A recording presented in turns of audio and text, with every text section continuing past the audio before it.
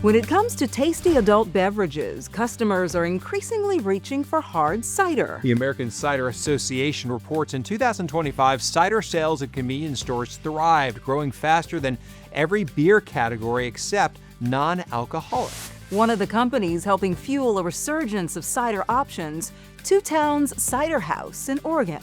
It's America's second biggest cider maker and the country's largest craft cidery. Huge achievements for a company that began with 3 friends and a mostly forgotten beverage. Reporter Joe Vithiathil shows us how apples from a family farm have helped influence a growing industry. In the fast-moving, ever-evolving world of hard cider, the apple doesn't fall far. This was 2010. From David Takush's tree. This is where I grew up. Yep, those are my sheep. Sorry for the noise.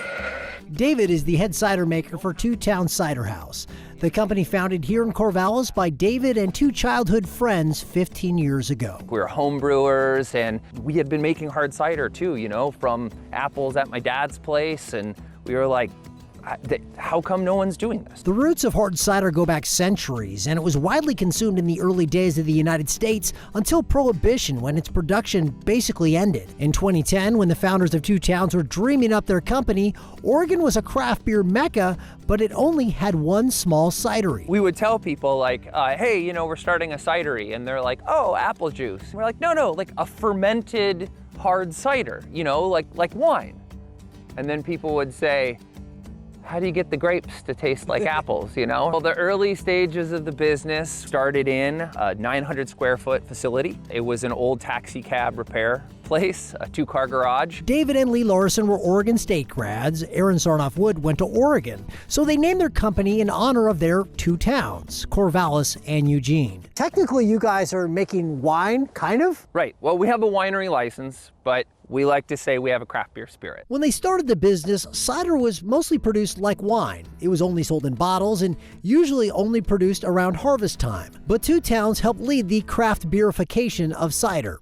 By using cold storage apples from Washington, they could make their hard cider year-round. And they became the first cider company to sell their product in cans and 6-packs. Now we're the largest craft cidery in the nation. Yeah, we're a long way from that old taxi garage. Towns has 2 large facilities in Corvallis for pressing, canning, and distributing around 3 million gallons of cider a year, along with an innovation lab where they test out a rainbow variety of flavors, from Oregon Marionberry to Guava Get Down. Do you have flavors that never make it out of the lab?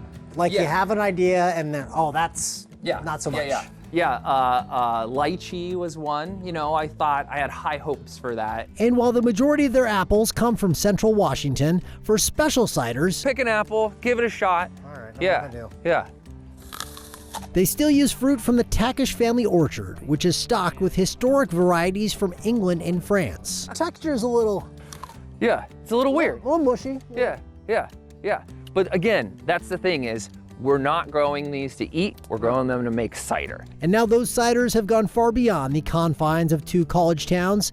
They're sold in 17 states, coast to coast, and as long as the Northwest keeps producing tasty fruit, you never know what could be on tap. We have it all here in the Pacific Northwest. When someone opens a Towns cider, what they're getting is like a sense of our region. All right, I'll admit I'm not a cider drinker, but that looks pretty cool. Yeah, all the fruity flavors. Right? Nice variety. Pretty cool how that business grew as well, too. Yeah. Very nice.